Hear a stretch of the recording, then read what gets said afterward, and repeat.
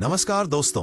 विज्ञान की दुनिया में कुछ ऐसे नाम हैं जिनकी खोजों ने पूरे ब्रह्मांड को समझने का नजरिया बदल दिया। इन महान हस्तियों में सबसे चमकता नाम है अल्बर्ट आइंस्टाइन। आइंस्टाइन केवल एक वैज्ञानिक नहीं थे, बल्कि वे एक ऐसे विचारक, दार्शनिक और स्वप्नदृष्टा थे जिनकी सोच ने पूरी मानव सभ्यता को नई दिशा दी। उनकी खोजों ने न केवल फिजिक्स बल्कि पूरी दुनिया के विज्ञान को नई रोशनी दी। आज हम आपको इस महान वैज्ञानिक की पूरी जीवन गाथा सुनाने जा रहे हैं, जो प्रेरणा, संघर्ष और अद्भुत बुद्धिमत्ता से भरी हुई है। कहानी शुरू करने से पहले यदि आप अभी तक हमारे इस चैनल को लाइक और सब्सक्राइब नहीं किया है तो जरूर करें। इससे हमें बहुत ही हिम्मत मिलती है ऐसी वीडियोस बनाने के लिए।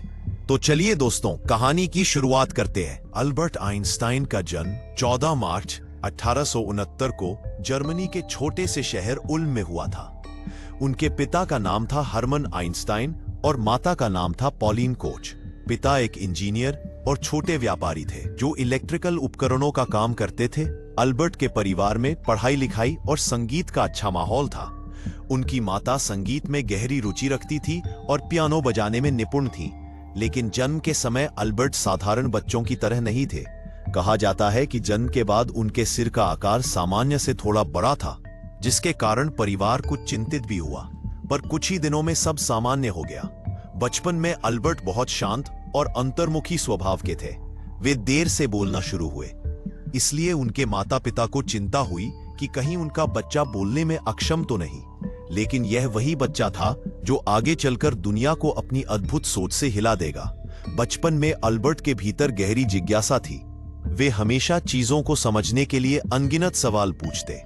5 साल की उम्र में उनके पिता ने उन्हें एक कंपास दिखाया। छोटे अल्बर्ट यह देखकर चकित रह गए कि सुई हमेशा उत्तर दिशा की ओर ही क्यों इशारा करती है। उन्होंने सोचा, आखिर ऐसा कौन सा अदृश्य बल है जो इस सुई को हिला रहा है। यही घटना उनके वैज्ञानिक जीवन की पहली सीढ़ी बनी। उनकी माता ने उन्हें वायलिन बजाना सिखाया, जिससे संगीत के प्रति उनका लगाव बढ़ा। अल्बर्ट कहते थे कि संगीत उन्हें सोचने की गहराई देता है। अब उनकी शिक्षा को देख लेते हैं। आइंस्टाइन की प्रारंभिक शिक्षा म्यूनिख के कैथोलिक स्कूल में हुई।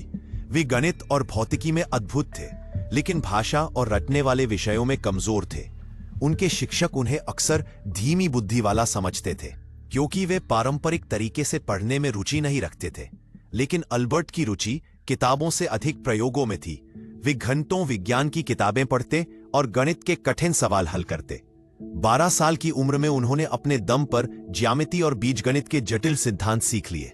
अब उनकी स्विट्जरलैंड की ओर रुख को देख लेते हैं। बचपन में परिवार को आर्थिक कठिनाइयों का सामना करना पड़ा। उनके पिता का व्यवसाय असफल होने लगा। इस कारण परिवार को कई बार शहर बदलना पड़ा। अल्बर्ट को म्यूनिख का सख्त स्कूल सिस्टम पसंद नहीं था।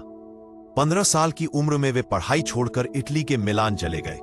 बाद में उन्होंने स्विट्जरलैंड के ज्यूरिख में पॉलिटेक्निक स्कूल में प्रवेश लिया।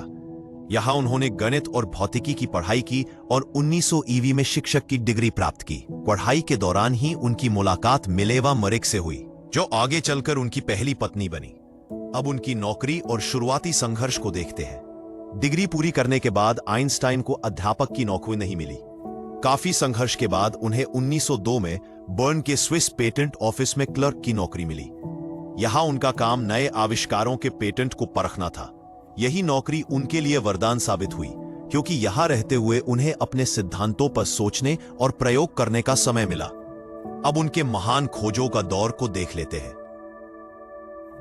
साल 1905 को विज्ञान जगत में चमत्कारी वर्ष कहा जाता है। इसी साल आइंस्टाइन ने 4 अद्भुत रिसर्च पेपर्स प्रकाशित किए, जिन्होंने भौतिकी के पूरे ढांचे को बदल दिया। 1. फोटो इलेक्ट्रिक इफेक्ट, जिसमें उन्होंने बताया कि रोशनी में कण यानी कि फोटॉन होते हैं। इसी खोज के लिए उन्हें 1921 में नोबेल पुरस्कार मिला। 2. ब्राउनियन मोशन, इसने उन्होंने परमाणुओं के अस्तित्व को सिद्ध किया। 3. विशेष सापेक्षता सिद्धांत यानी कि स्पेशल थियोरी ऑफ रिलेटिविटी, जिसमें उन्होंने बताया कि समय और स्थान स्थिर नहीं बल्कि सापेक्ष होते हैं। 4. E=mc², यह दुनिया का सबसे प्रसिद्ध समीकरण है, जो बताता है कि द्रव्यमान यानी कि मास और एनर्जी एक दूसरे में बदल सकते हैं। इन खोजों ने आइंस्टाइन को रातों रात दुनिया का महान वैज्ञानिक बना दिया।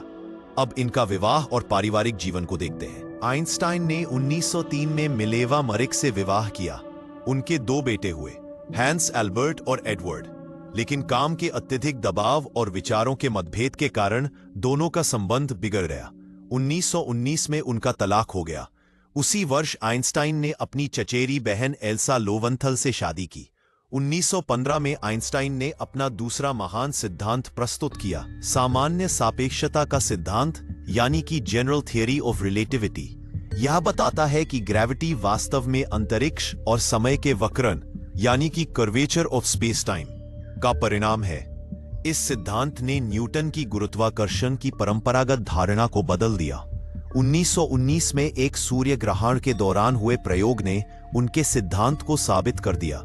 इसके बाद आइंस्टाइन पूरी दुनिया में मशहूर हो गए।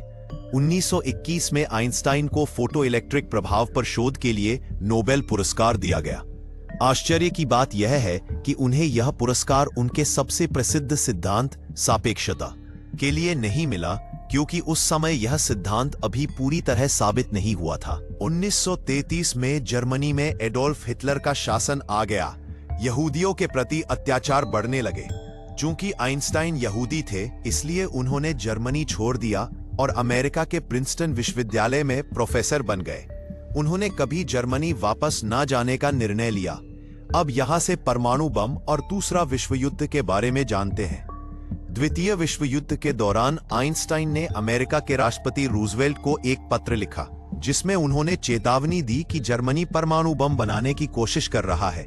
इसी पत्र के कारण अमेरिका ने मैनहट्टन प्रोजेक्ट शुरू किया, जिसने आगे चलकर हिरोशिमा और नागासाकी पर गिराए गए परमाणु बम को जन्म दिया। हालांकि आइंस्टाइन परमाणु हथियारों के प्रयोग के खिलाफ थे।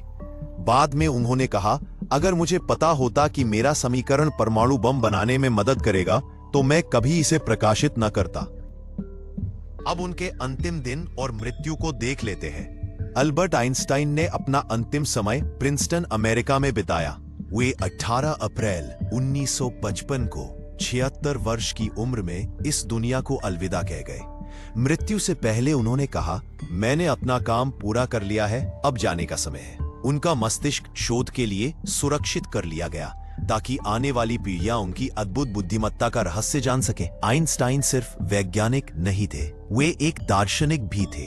उनके कुछ प्रेरणादायक विचार आज भी लोगों को नई दिशा देते हैं। कल्पना ज्ञान से बड़ी है। जिसने कभी गलती नहीं की, उसने कभी कुछ नया करने की कोशिश नहीं की। जीवन साइकिल चलाने जैसा है, संतुलन बनाए रखने के लिए आगे बढ़ते रहो। अब इस कहानी का निष्कर्ष देख लेते हैं। अल्बर्ट आइंस्टाइन की कहानी हमें सिखाती है कि जिज्ञासा, लगन और कल्पना की ताकत किसी भी इंसान को महान बना सकती है। एक ऐसा बच्चा जिसे स्कूल के शिक्षक धीमा कहते थे, वही आगे चलकर विज्ञान का सबसे चमकता सितारा बन गया। उनका जीवन केवल वैज्ञानिक उपलब्धियों का नाम नहीं है, बल्कि यह संदेश भी देता है कि इंसान को अपनी सोच की शक्ति पर भरोसा रखना चाहिए। इन्हीं शब्दों के साथ अब हम इस कहानी को विराम देते हैं। अब आपसे अलविदा लेने का समय आ गया है। ऐसे ही स्टोरीज के लिए हमारे साथ बने रहें। धन्यवाद।